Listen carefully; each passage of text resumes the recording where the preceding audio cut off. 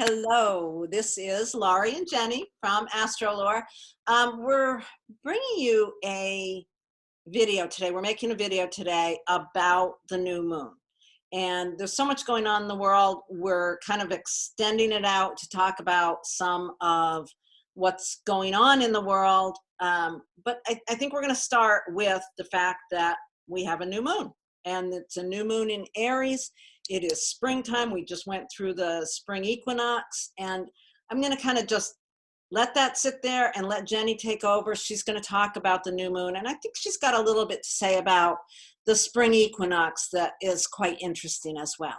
So, Jenny, what do you have to say about the spring equinox? Well, hi, everybody. Hope you're weathering all right. Straight into new moon in Aries. I was just talking about how we just had the spring equinox. This was when the sun was right over the equator. That was on March 19th. And to me, that was a kind of a knitting of the southern hemisphere to the northern hemisphere. And that sun was exactly between the two. And I just take that as a really clear reminder that we are all connected on this global scale. And that the new moon that we have on the 24th is just reminding us of that to a degree. That new moon in Aries is the start of spring, and in the southern hemisphere, the start of fall. And then the other thing I wanted to just mention about the moon is a new moon. So that means that we can't see it. We can't go out and look at it because it's snuggled up right against the sun. So you're not going to be able to see it at all at this point. And then from there, we wanted to just talk a little bit about the moon's journey. Like once it contacts the sun, what happens next? And I'm going to let Laurie talk a little bit more about that.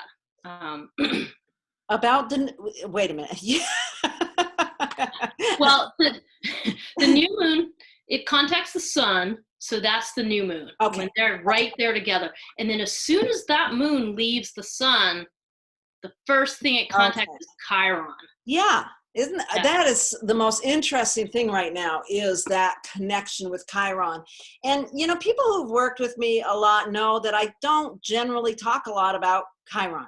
Not because Chiron's not important, but because there's so much of the basic planets that I want to focus on. And Chiron somehow can catch people's imagination in a way that they forget to go back to the basics. However, that being said, at this point in time, with this new moon contacting Chiron, we want to really be aware of what Chiron symbolizes, what it represents. And Chiron, I guess the way most people think of Chiron is they think of it as the wounded healer. It tends to be a place of deep wounding and a place that we have to go for healing of that wound. So as a member of the human family right now, we all are in a space of really looking at issues of being wounded, of healers, healing. So I guess that's the next step, is that the moon hits on Chiron. Is there anything else about Chiron you want to say, Jenny?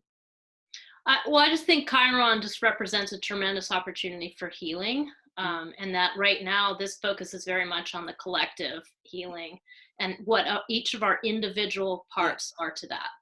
Yeah. So, yeah. So the next thing, just to kind of throw out, okay, we were going to bring up the video. Share that chart. The chart of where the planets are at this new moon.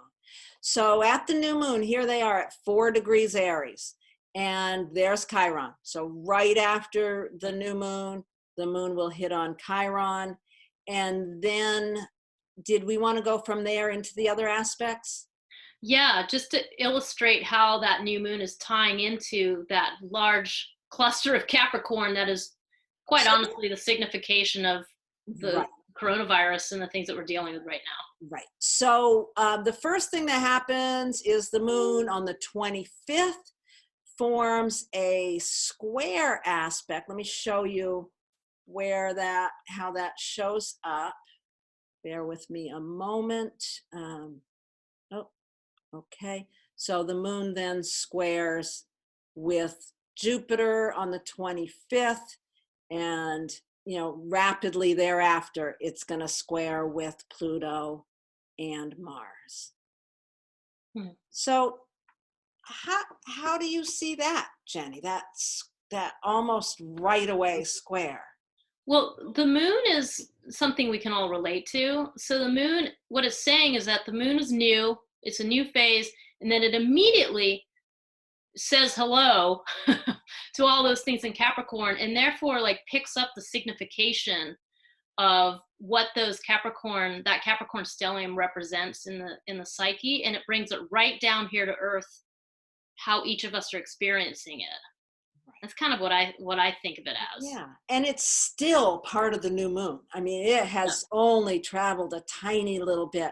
It's just starting to get a little space from the sun and get to look around and see where it's headed. And where it's headed immediately is into this pattern. And because it is an opening square to those planets, it's in the cycles of the moon to these planets, it's in a real pattern of it's time to do something. Mm-hmm. It's like taking action. Absolutely. At that point as well. So that's interesting. I mean, we could dig more into that, but I think that's enough to be said about that. Yeah. Okay. Yeah. So I think the final question is, how does this impact all of you? What place can you use that Aries moon? Like, where does it fall in your chart? Yeah, and that we can really look at that fairly easily. I'm going to actually, let me see if it makes sense to do this or not. What I'm thinking, I don't know if it makes sense to lay it out for each rising sign. It probably doesn't. I'll just stop sharing and we'll just talk about it. Okay. We can just give you the information without the visual. There's so much we could say about the coronavirus itself and how that shows up astrologically. We've been watching for a long time that this period of time is going to be this huge, intense problem. I mean, as astrologers, we've known that for a very long time. However, I think all of us in our own ways have been hoping that the excuse my language, the shit show of our culture before the coronavirus hit was enough to hold this energy. I guess that's what I was hoping. Although, I've been kind of sitting on pins and needles with that for a long time. This is not a big surprise to anyone who studies astrology. It's a shock, but it's not a surprise. Let's put it that way. Yeah. There's just too many things with it. We talk a lot about it being Saturn and Pluto, but it's not just Saturn and Pluto. It's Jupiter joining the party. It's Mars, which Mars is so much the signification of action, of crises when they happen. And then the other piece is that South Node, which is a whole nother topic, but really just brings in the idea of things that have not been dealt with, things in the shadow of our culture that haven't been dealt with. And so now, and they're showing up because that's how this stuff works. The mask gets stripped away and you see the underbelly, and that's what we're seeing in both really difficult negative ways and also some positive ways. There's some light here. And that's really important to think about. It's really interesting that right after this conjunction of Saturn and Pluto, the main significators, but of course, they probably would have just been fine if Jupiter and Mars hadn't joined the party.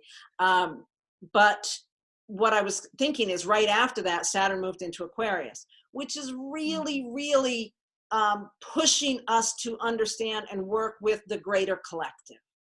And it's really important that has moved into Aquarius, the sign of humanitarian efforts and all of that kind of stuff. Let's see. Okay, so as far as how this is impacting individual people, I think we can look at it like what your rising sign is, and then just seeing where all that Capricorn stuff, that heavy stuff, is landing in your chart.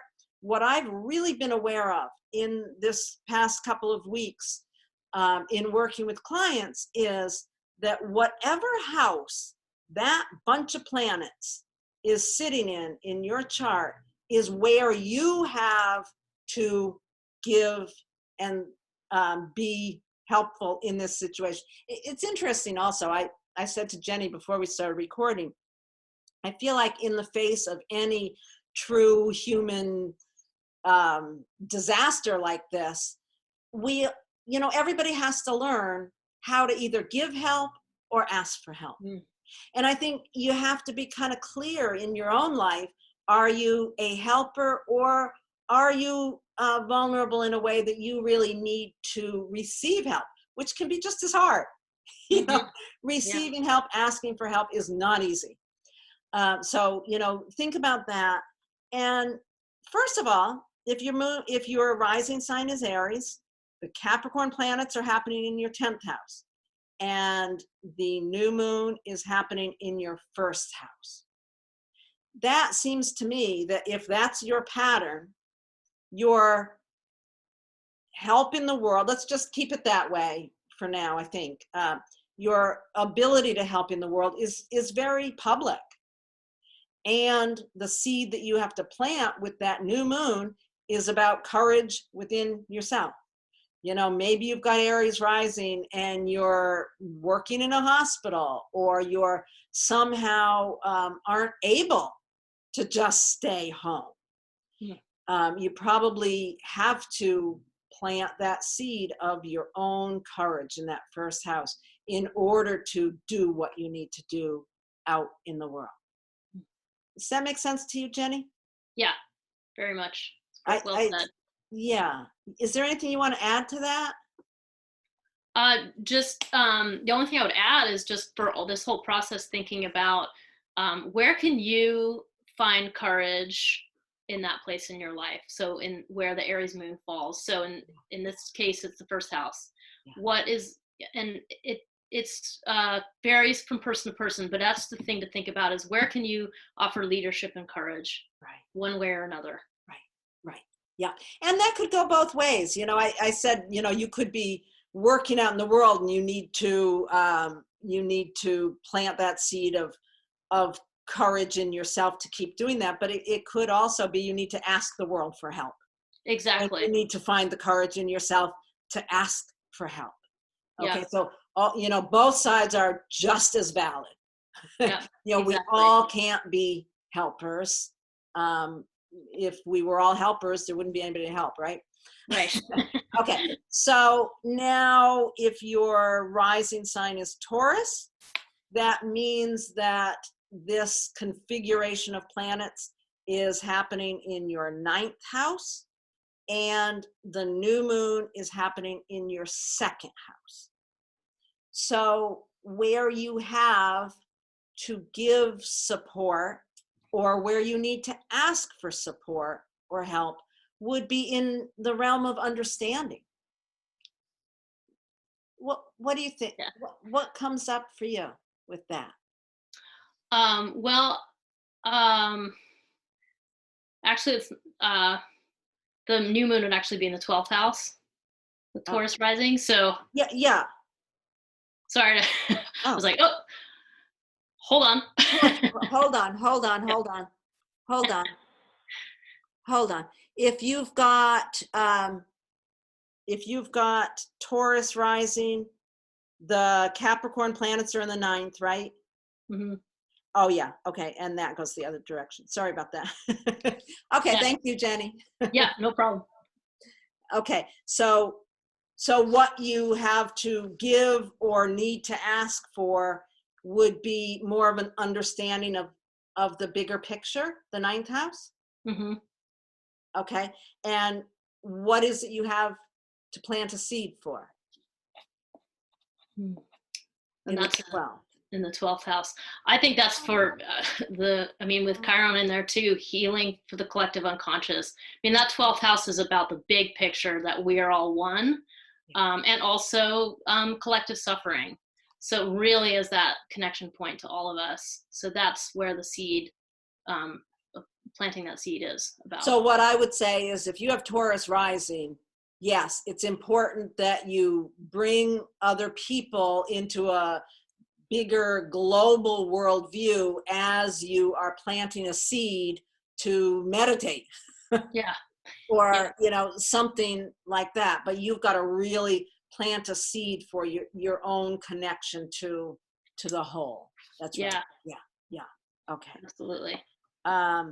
Okay. So then Gemini rising, you can also use these if you don't know your rising sign. You can use the sun sign as well. But the rising is a lot more real. If you're Yeah. using your sun sign in this way, it's more of a symbolic understanding. Yeah. So with Gemini rising, this where you have to offer help is going to be in the 8th house. So the 8th house is really about sharing, it's about other people's deep issues. Yeah. Again, I see these people as the ones who are really working on an awfully deep level with other people's fear. This is the place of the crisis manager. So where you can come in and if you have that anchoring to help other people navigate the crisis, where you have that root. That's excellent. That's a really good way to look at it. Yeah, you're really dealing with other people's deep fears, and that's where you can offer healing to them. And where you plant the seed with the new moon is an 11th house issue. So it's about planting a seed of courage in the community and being an example of courage in community. Great. Huh. Yeah, so those tie really well together. Yeah. Powerful placement. Yeah, they really do. Yep. It's interesting to look at it this way. Okay, Yeah, so fun.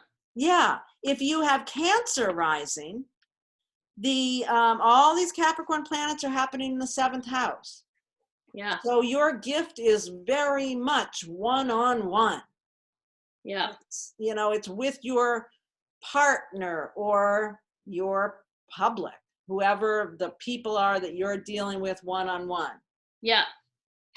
And it's interesting because that would bring the new moon into the 10th house. That's correct. So that's actually my setup. I have Cancer rising. So here I am sitting with Laurie in this one-on-one conversation. So there's your 7th house. But it's the work that I'm doing in the world. So that brings in the signification of planting the seed in the 10th house and doing this type of astrology. That's great. That's great. Yeah. So if you have that Cancer rising, yeah. And also, there's a lot of people with that Cancer rising. Yeah, they're going to be dealing specifically with a partner too. Whether it be a business partner or an at-home partner, but it's really about they're learning a lot and they need to offer a lot in that one-on-one relationship, and then planting a seed in the public view. Yeah. Okay. Then with Leo rising, we are going to, all those Capricorn planets are in your 6th house. Yep. So that is really him. That's the area of health.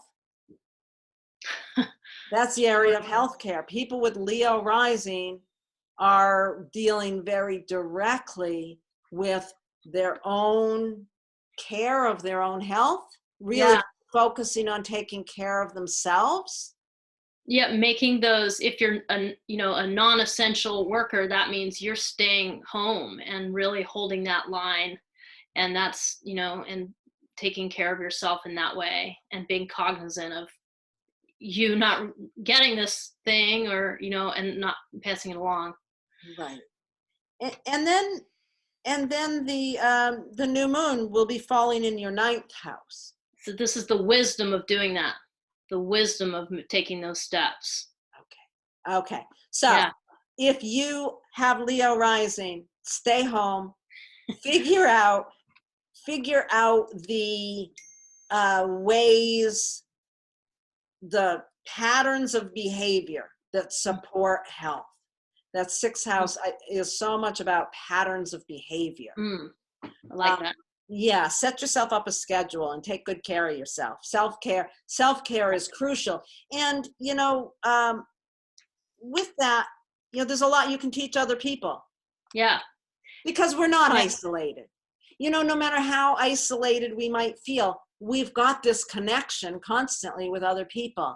So your job, I think a lot of your job is to take that understanding and bring it out into an educational thing with the ninth house too. And I can't help but think with Leo rising, that's theatrical. So this is go get your dress up box, put on a little show. Right. And have a little bit of fun, Right. We've all got to have some fun, please. Let's find ways to do that. Okay. Yeah. So the next one would be Virgo rising. Yeah. Okay. So with Virgo rising, the Capricorn planets all fall in the fifth house. And that fifth house it's about creativity, but really, the biggest way I think of the fifth house at this point is it's about where we give love to other people. It's, the old time astrologers said the fifth house was about love affairs and children and creativity. And it is, but it's also, it's those things because that's where we give of ourself most deeply. So anyone with Virgo rising is their gift to this crisis is to give love every way that they can. And then the eighth house is where the seed will be planted. So that would be, jump in on that if you can, Jenny, because I need to think about it for a minute. It's planting that seed. I think it's about having courage with the things that are happening are bringing up a lot of depth, kind of the shadow side and just kind of these really difficult components. So I think it's about taking leadership in that and planting that seed, having some courage around about confronting your own subterranean struggles. And other people's. And really house. So people, really, as you're giving love, you're planting a seed to support other people looking into those deep areas of the eighth house. And I really do think in this time, we live in, I don't know, our culture is so filled with fear. And then now we're living in these more fearful times. And I really think a piece of this is about working with that fear and recognizing it and then working to cleanse it. Yeah. And I think is a very important piece. Yeah, absolutely. Okay. So that was Virgo. Oh, that was mine. Okay. Well, that certainly feels accurate. I feel like, giving love on a very different level. Yeah. Been really, really activated so strongly. Yeah. So that's an interesting thing. Yeah. And cultivating inner strength. Yeah. It's part of that. Yep. Yeah. So then we get to Libra rising. People with Libra rising, all these planets are gathered there. All those Capricorn planets are in the fourth house. These are the people that really, really are supporting their families at home. There's a real need to support family, whether you're home with them or they live across the country, you're on the phone with them or on Zoom with them. Your job really is to support family. Yeah. Anything else on that? Well, just with planting the seed in the seventh house, I think that this might mean that if you're at home with your family, that you take the time to connect with individually, take your younger child and have a little bit of time with them, and then separately, just take that time to check in with each of them separately as well, or to play or whatever it is you're doing. Making one-on-one. Yeah. And, for people, I'm sure there's an awful lot of couples home that have never spent so much time together as they all of a sudden are having to. We have a name for that. Planting a seed in the 7th house with that Aries, that new moon in Aries in the 7th house. It's really planting a seed to support the gift that you have to give, Yeah. where all the Capricorn planets are. Yeah. Okay. So don't let quarantining turn into quarrel-tening. Right, exactly. Do just the opposite. Plant a seed of, Aries. This is an Aries new moon. Plant a seed of hot sex. There you go. Seriously, it's Aries. It's hot energy, and it could be developed for anger, or it could be developed for other kinds of physicality.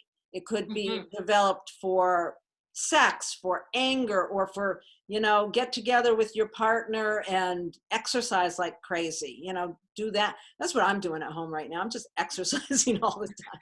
It's kind of fun. Okay. So then we go to, if you have Scorpio rising, the Capricorn components are in your 3rd house. So what you have to give and what you need to receive is communication. Yep. And connect with your siblings. If you have siblings, connect with your siblings, because that's the other really, to me, really important piece of that 3rd house. Maybe you could, let's see. The new moon will be in your 6th house. So that links up communication and day-to-day routines. So, it might be really important for you to plant a seed of taking on some new routine that involves communicating. Start a podcast, start a blog, send a lot of emails. And it's also, or it's like reading, it's also the receipt of information with that 3rd house. So it's, any of those things that are allowing you to accumulate and share experience through communication. Yeah, don't let yourself get isolated. Communicate, and check in with your siblings. Okay. Now, if you have Sagittarius rising, all of this Capricorn stuff is happening in your 2nd house. You might be getting a big blow to your finances. I mean, I don't know who's not. Who isn't? At least it's a collective experience. Yeah, it's very much a collective experience. And yet with it all happening in your 2nd house, there's probably been a lot, with all of these, where this is going on in your chart. It's not like all of a sudden this is a problem. You've been dealing with this. This has been a building issue that you've been managing over the past year, really. And it's coming to a head.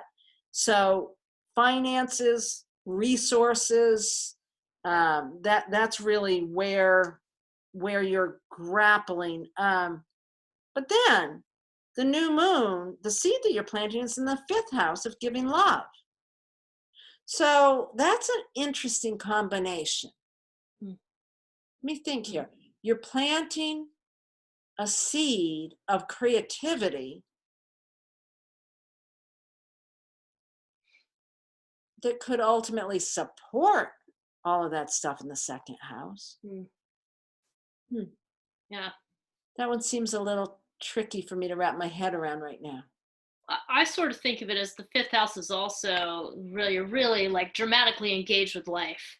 So it is, it's the creative development. There might be some like theatrical pieces to that. I mean, it's almost like if you're feeling really stressed financially, it's almost like you need to just do the opposite of that and find a way to express that creatively, theatrically, a way to release from the stress a little bit. Just on a daily basis. Yeah. I mean, whether you paint or if there's a physical art you like to do, I mean, this is the time to just, when you feel that stress, and pour your energy into something that's creative. Right. Absolutely. That's excellent.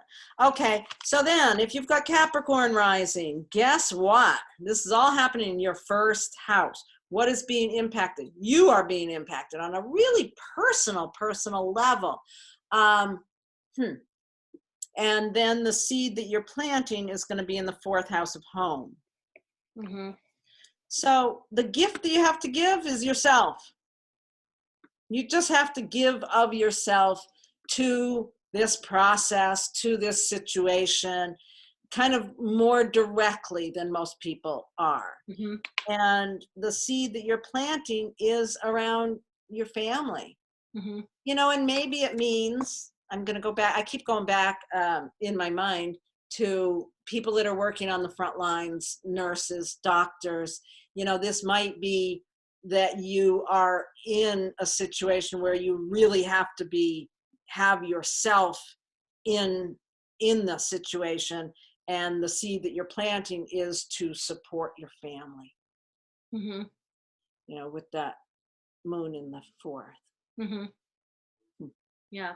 I have a friend with Capricorn rising, and the way this kind of manifested was that friend was the very first one quite a few days ago to say, hey, you know what? I'm just going to act like I have this thing because I'm worried I'm going to give it to people. So she was the first person to self-quarantine, and she kind of passed that along to all of her family, which is all a tight-knit group of friends. So she was really the first one to kind of role model, like, hey, because she was genuinely concerned. So that's what it made me think of. That's awesome. Everybody. Yeah. I'm so glad you said that, because that is that's great. It's like you have to be the model with that Capricorn rising. You have to model the proper behavior and plant the seed for your family to do the same. Yeah. That's beautiful. I love that. Yeah. Okay. So next of all, Aquarius rising. We've got, this is all happening in the 12th house. Wow. Ooh. Wow. The 12th house. So, and it's interesting. I have a client, she's probably watching this video once it's posted, that has all of these planets in the 12th house. And, how do you think of the 12th house? It's your unconscious. It's what's hidden below the surface. I think of it very much as my friend Mary Jo says that it's like when there's a lot going on in the 12th house, it's like there's a window or a door open from other realms to your awareness. And I have to say that this woman, her take on it was, it's not going to be as bad as what people are thinking. And because all of this was happening in her 12th house, I was really happy to hear her say that. I have to say, I was happy to hear her say that, because on some level, maybe people with that that Aquarius rising really do have more of a view, a wider view. What do you think of that? Well, I think the 12th house, I mean, it's always a tricky one to just nail easily, but one of the things is that the individual fate is tied in with the fate of society. So it really is that linkage between you as the individual to this much wider lens. And that another piece of that, there's a kind of a redemptive quality to the 12th house, like just, I don't know, redemption in terms of redemption through compassion for others. So I just think of it as that place where we're just inextricably linked on a spirit level, on a soul level, and on a practical level on a planet together. So that placement would also really indicate that a lot of your job is to listen to other voices, but to just bring compassion. I mean, that's really what, if you've got Aquarius rising, your job in this is a lot about compassion and a real deep understanding. And then the new moon is happening in the 3rd house. So that is planting a seed to communicate that compassion. Exactly. Yeah. Really nice. Yeah.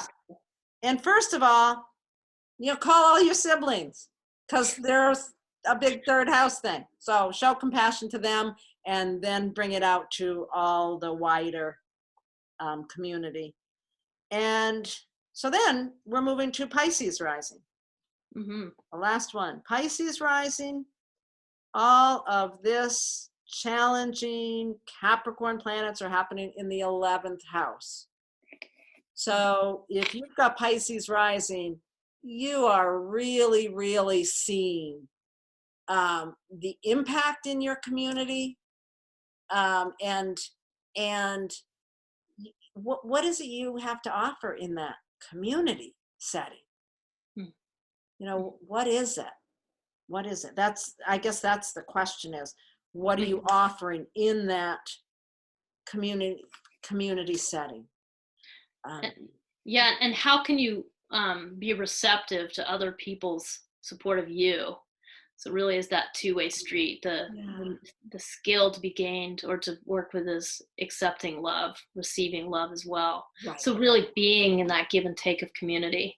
Yeah. So I think of that as being like, is there a possibility for some sort of barter in your community, or change or exchange? Like, I need some batteries. Well, I've got, something else to offer, or some that I'll leave in a bag outside my door for you to pick up. Exactly. Yeah, and the Aries moon in this case is in the second house, so it is very much about tangible, planting a seed of tangible support for that community. Yeah. So both of those houses are concerned with resources. So the 11th house is the shared resources of the collective community resource, and then the second is that immediate resource and energy reserves, but that immediate resource of like the book I'm going to give, the solid tangible thing. Right. Huh. Interesting. Potting soil. Yeah. Or go shopping for your neighbors that can't get out. If you are young and strong and have kept pretty insular yourself and feel like you can go to the grocery store and buy groceries for the old couple next door or whatever, that's a real tangible way to support your community as well. Okay, so we went through all of them. Good job, Jenny Day. Good job, Laurie Farrington. We did okay, I think. Let's see, what else do we want to say here? I think all I want to say is that we recognize this is game-changing times, and really what we want to leave you with is just where do you want to plant a seed of courage in your life, and what gift do you have to offer others in these very challenging times? That Aries New Moon is all about leadership and courage and action. And healing. And with that connection to Chiron, it's steps to the collective healing. So those are the things to think about as you're planning ahead for your new moon cycle. Yes. Which we'll be coming back with the full moon in Libra in a couple of weeks. All right. I think we can wrap it up then, and we will see you on the next video. Sounds good. Take care, everybody. Take care of each other. Yeah, be in touch. Take care. We love you all. Bye.